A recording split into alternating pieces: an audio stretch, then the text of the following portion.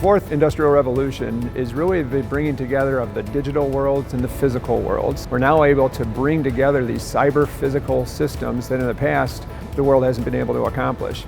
And Siemens has been part of the industrial revolution since 1847, so we've been part of all of them.